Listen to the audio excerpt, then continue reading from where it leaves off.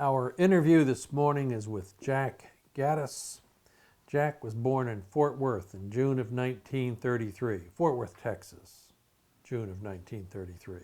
He served in the United States Air Force from 1954 until 1956.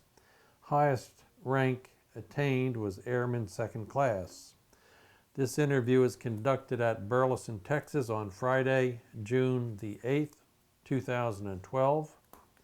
My name is Dale Dexheimer. I'm not related to Jack in any way. Also in the room we have Milton Gibson and Gary Burton, who are videographers. And also as an observer we have Earl Kirkpatrick. This interview is conducted for the Veterans History Project at the Library of Congress and also Operation Remember, City of Burleson, Texas. And with that little introduction, Jack, you can tell us about your time in the Air Force, sir. Went into the Air Force in 1952, I believe I said, in Cleburne, Texas, and was in the service, regular Air Force, for 2 years.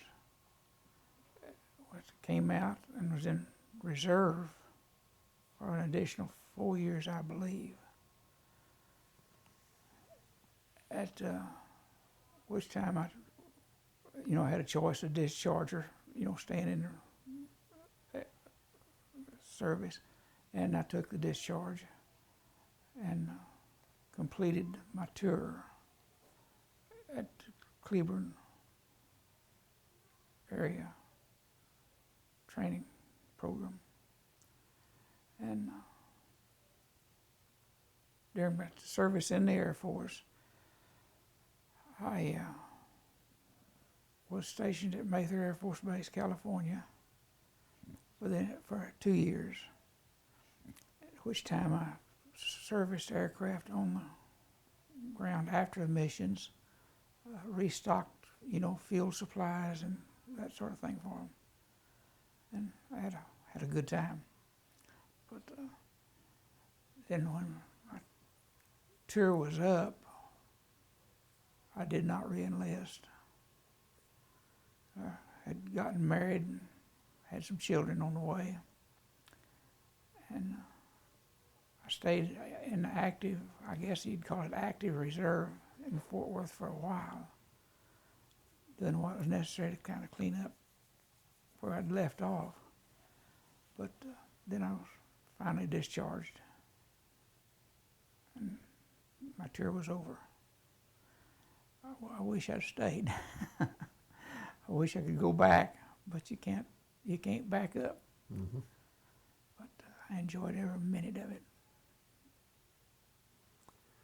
If we go back to 1952, were you living with, Parents. where you were living with your parents in Fort Worth? Yes, sir. Cleburne. Fort Worth. In Fort Worth. Well, okay. Let me clarify that. I was between Fort Worth and Cleburne. My address was an Alpharetta, Texas address, and I was just on the property line. What made you choose the Air Force? I wanted to fly. I lived close to a little airport in Fort Worth growing up, and I flew every day that I could after I was in high school. You have a private ticket, Jack? No, I never did. I had just a permit, and never did get a, regular license. But you wanted to fly, and that's why you chose the Air Force. That's why I chose the Air Force. What'd they tell you when you went in? Did they say anything about you'll get to fly, or? No, they made no promises. I really wanted to get in and get out, get my time serviced in the military so I could go on about, private business. You were 21 when you went in, something like that? I think 20, so. 21? 20, somewhere 21, in there? yeah. You went to Lackland. Had you ever been away from home before? No, sir. And you went all the way to San Antonio. All the way. Long trip. How'd they send you down there? If I remember correctly, I went down on a bus. With a whole group of No, just you? by myself. Okay. Um, the Air Force Basic. You had a whole class of people? Yes, sir. 100 of you? 200, Well, whatever? Probably 100. Okay. You tell us some things about that basic. If you'd never been subjected to military discipline, No, sir. was that a little bit of a shock to you, Jack? Not really, because I'd been in ROTC in high school. And then around, when I was a youngster, I lived near an Air Force base in Midland. And I was used to their training programs and that sort of thing. I didn't know anything about it, but I was used to the discipline portion of it. I had no trouble at all. So when they came and rolled you out of the sack at 5 in the morning, that didn't... You wonder, why in the hell am I here? Okay. Did I volunteer for this? But no, it was good. And I had no problem with it. Learn to march? Oh, absolutely. There wasn't anything else to do, we marched. What time of the year were you down there, Jack? Was it hot, really, is the question. It hadn't gotten real hot. I went down there about September, early September. Okay. And I was there 3 or 4 months, during that time. But I had done a lot of marching with ROTC in Fort Worth when I was in high school.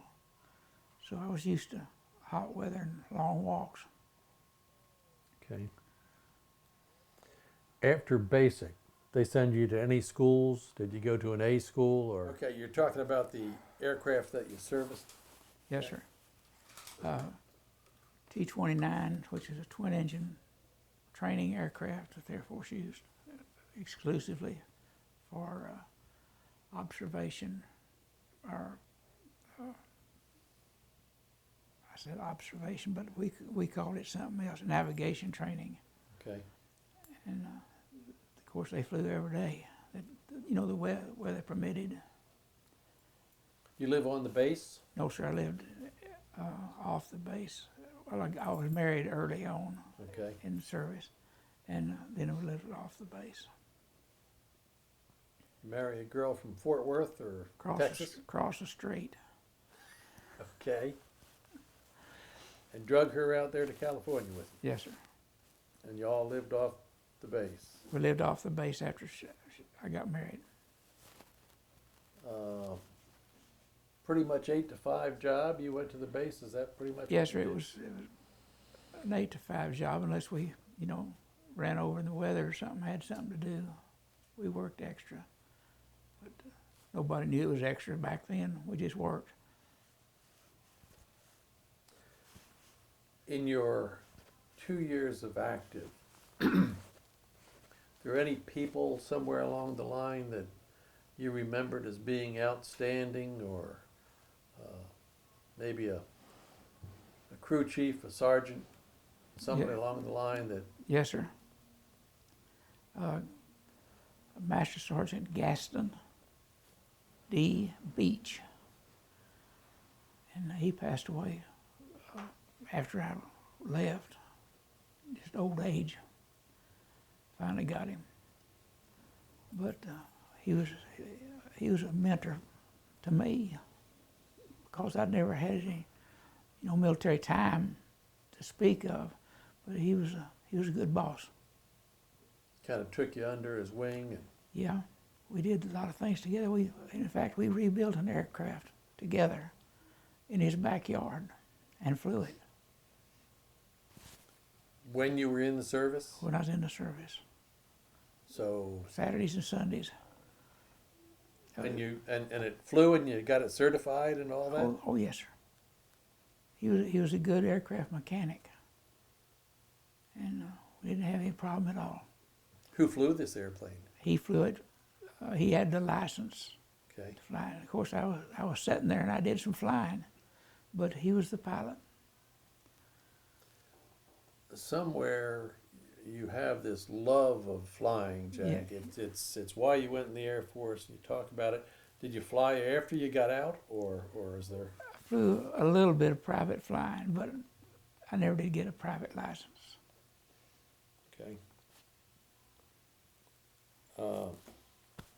You have kids when you were in the service? No, sir, not till No. I was out of the service.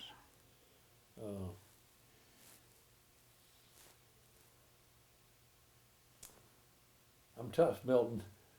Uh,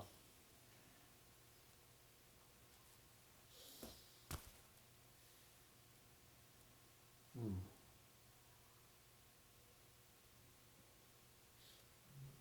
It's been a long time. It's been 60 years, but would you do it again? Absolutely.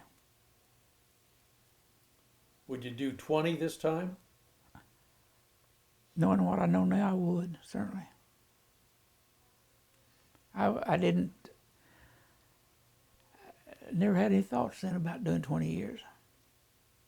But, later on, I wish I had been available for 20 years service. It was good. They did make that offer when it came time to get out. You could have re-enlisted in the regular Air Force, I guess. Yes, I could have, but of course, I was intent on raising a family. Well, and you were like a lot of us. You were 24, 25 years old, and you had all the answers already, so Yeah, I knew everything. yeah, You think? yeah. Your perspective changes a little bit when you get a Well, little older. it does. Your targets move.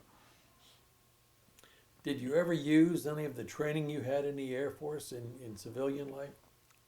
Yes, I've used a lot of it. I can't, name any of it offhand, but first off, I'd start with discipline. But in flying, after I got out, you just absorb a lot of things that you don't ever think you're going to use. But in flying private aircraft, you know what you're supposed to do and what you're not supposed to do. And it comes in very useful. What did you do in civilian life when you got out, Jack? I worked in sales most of the time. Retail or No, industrial sales? industrial sales, Industrial? machinery, Okay. and that sort of thing. And spent, my whole working life in selling, repairing, and servicing industrial machinery. So somewhere along the line, you've always had some mechanical background also. Yes, always. Kid that fixed his own bike and that kind of stuff. Worked on the neighbors' cars, tractors.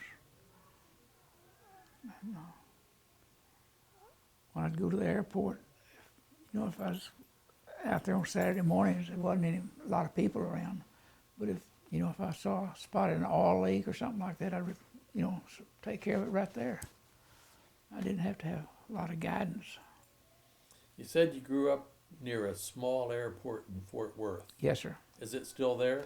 No, sir, it's a big industrial area now. Oh, okay. Industrial area or houses, probably, yes. Well, it's industrial. Which one? Coming out the South Freeway, would have been Luck Airport Yeah, okay.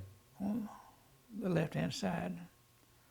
And, Dr. Luck's airport was on the right-hand side, and this was Russell Field on the left.